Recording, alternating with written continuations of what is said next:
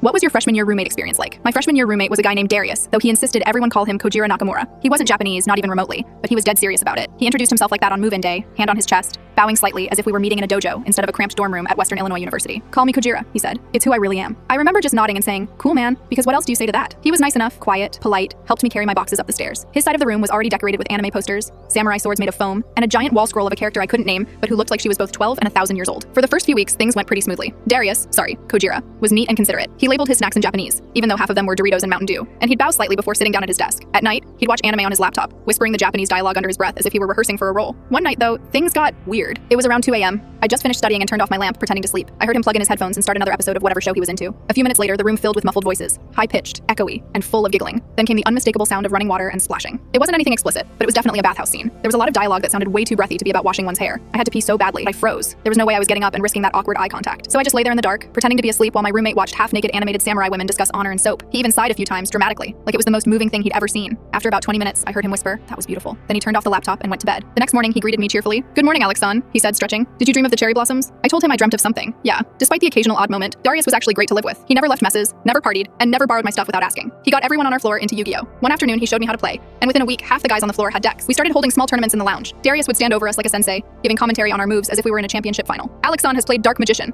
A bold move. Let's see if destiny favors him tonight. He was such a character, but in a way that made the whole floor feel closer. By the end of the year, Darius had somehow become everyone's favorite person in the dorm. So when it came time to pick roommates for sophomore year, 3 of us, me, Tyler, and Evan, decided to stick together and include him. We got a suite setup, 2 rooms connected by a shared bathroom. Darius got his own room, and the 3 of us shared the other. That's when the prank idea came up. Darius had a desktop computer that ran a screensaver with a slideshow of his favorite anime pictures. Literally hundreds of them. The thing would cycle endlessly. Characters with massive eyes, flowy hair, cherry blossoms, the whole deal. One weekend while he was home visiting his family, Tyler had the idea to add a little surprise. We found about a dozen ridiculous images of huge cartoonish dudes online. Nothing graphic, just hilariously exaggerated. We mixed them carefully into his slideshow, spacing them far apart so they wouldn't show up too soon. The next few months were normal. Darius went about his usual routine, watching anime, teaching new freshmen how to play Yu-Gi-Oh!, brewing green tea in his rice cooker. We almost forgot about the prank ourselves. Then, one Sunday afternoon in late November, we were sitting in our room playing cards when we heard it. This long, drawn-out yell from the other side of the wall.